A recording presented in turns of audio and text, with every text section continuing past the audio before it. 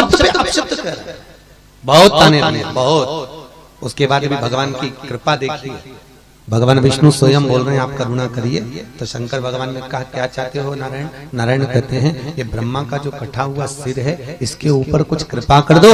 भगवान शिव ने कहा अगर आप बोलते हो तो ब्रह्मा का जो झूठ बोला हुआ कटा हुआ सर है, भगवान शंकर कहते हैं इससे बड़का पेड़ उत्पन्न होगा, बट वृक्ष। इस पेड़ के नीचे सौभाग्यवती स्त्रियां अपने सौभाग्य के लिए पूजन करेंगी। इस पेड़ के नीचे कोई देवता नहीं, केवल मैं पूजाऊंगा। पूर्वजों के लिए, पितरों के लिए इस पेड़ के नीचे पूजन करी जाए और मेरा एक नाम इसी वृक्ष के नीचे मैं विराजमान होऊंगा तो वटकेश्वर महादेव के रूप में पूजाऊंगा। कौन से महादेव? वटकेश्वर।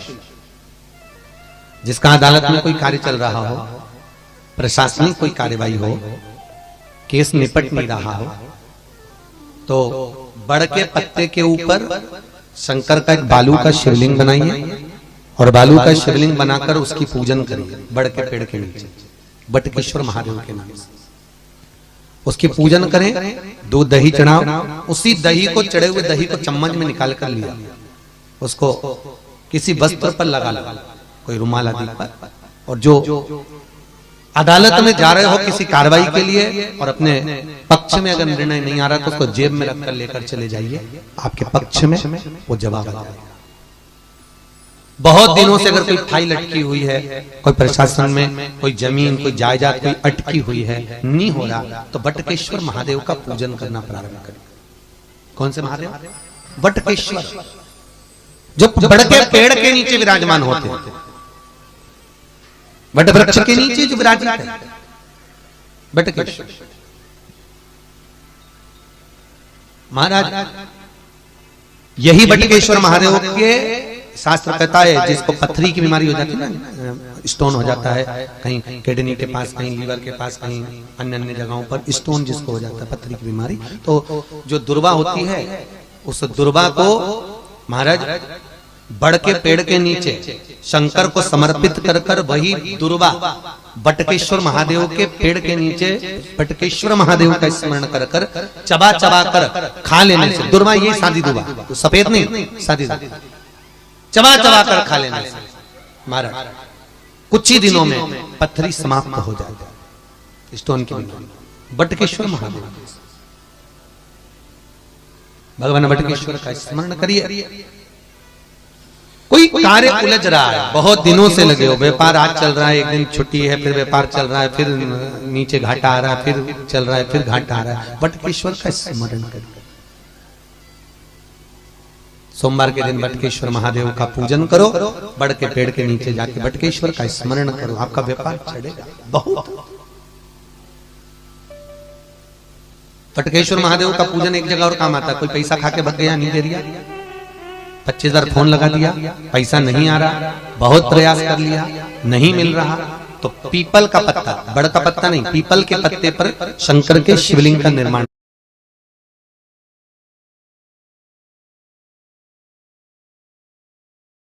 आ रहा, फिर चल रहा है, फिर घाटा आ रहा है, वटकेश्वर का स्मरण करिए। सोमवार के दिन वटकेश्वर महादेव का पूजन करो, बड़ के पेड़ के नीचे जाके वटकेश्वर का स्मरण करो, आपका व्यापार चढ़ेगा बहुत। वटकेश्वर महादेव का पूजन एक जगह और काम आता है, कोई पैसा खा के भग गया, नहीं दे दिया, 25,000 फोन लगा दिया, पैसा नहीं आ रहा, बहुत प्रयास कर लिया, नहीं मिल रहा, तो पीपल का पत्ता, बड़ का पत्ता नहीं, पीपल के पत्ते पर शंकर के शिवलिंग का निर्माण करना, उसकी पूजन करना महाराज। पूजन कर कर जो व्यक्ति ने रुपया खाया है उसी का नाम लेकर ये पीपल के पत्ते पर बने हुए शिवलिंग को बहते हुए पानी में उसका नाम लेकर छोड़ दीजिए, जितना रुपए का बगा। मात्र 4 महीना भी शांति से नहीं बैठ सकता, वो आपका पैसा लौटा कर वापस जाएगा, पांव पड़ कर जाएगा कि ये रुपया पकड़ गया, रुकने नहीं जाते। वटकेश्वर महादेव स्वयं बड़ का जो पेड़ होता है, आप कभी बड़ के पेड़ के नीचे कभी जाकर बैठना, ऐसा लगता है जैसे वीराने जैसा, रुकने नहीं देते, गया हुआ पैसा भी वापस। वटकेश्वर महादेव का स्मरण चित्तवृत्ति में सुख का अनुभव करा, एक बार दोनों हाथ उठाकर प्रेम से बोलेंगे, बोले बटकेश्वर महादेव की हर हर। भगवान शंकर बटकेश्वर महादेव के रूप में विराजमान। समय आया, आगे भगवान स्वतः बोले। भगवान शिव जी ने भगवान ब्रह्मा जी को क्षमा करा, चले और ब्रह्मदेव से कहा, ब्रह्मा आप सृष्टि का निरूपण करिए, सृष्टि को आगे बढ़ाइए। ब्रह्मा जी ने सृष्टि बढ़ाने के लिए आतुरता रखी, तो भगवान शंकर से पूछा कि सृष्टि बनाना कैसे, सृष्टि कैसे बनाई जाए। भगवान शंकर ब्रह्मदेव को बोलते हैं, ब्रह्मा सृष्टि को बनाना है आपको, तो कैसे बनाऊंगा।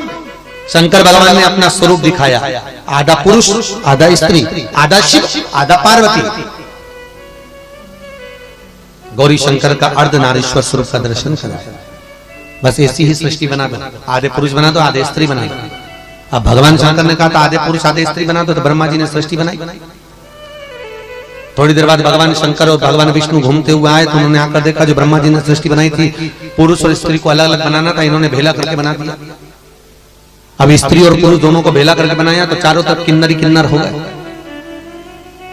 अब जहां देखो वहीं किन्नर, जहां देखो वहीं पर ताली ठोकते हुए दिख रहे, जहां देखो वहीं किन्नर ही किन्नर। कोई नाचता हुआ मिल रहा, कोई ताली बजाता मिल रहा, कोई घूमता हुआ मिल रहा।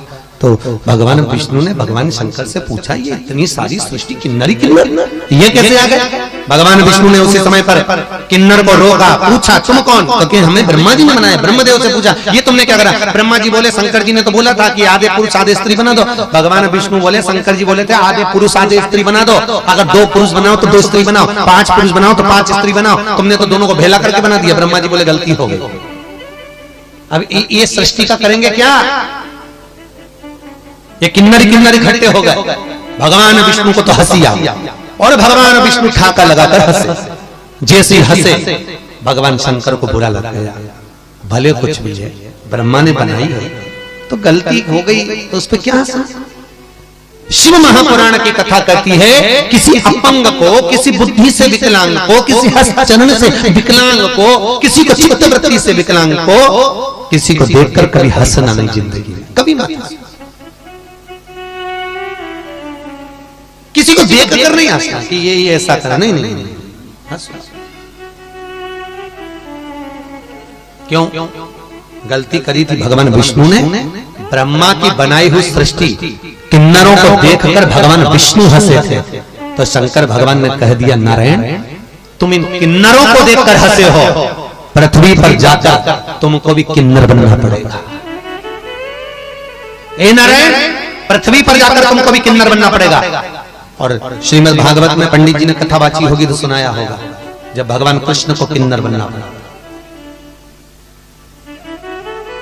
जब कुरुक्षेत्र की भूमि पर युद्ध होना था कौरव और पांडवों का। किसका युद्ध होना है, कौरव और पांडवों का। तो कुरुक्षेत्र की भूमि को चुना गया। पूरी दुनिया में एक ही भूमि थी कुरुक्षेत्र की जिसको चुना।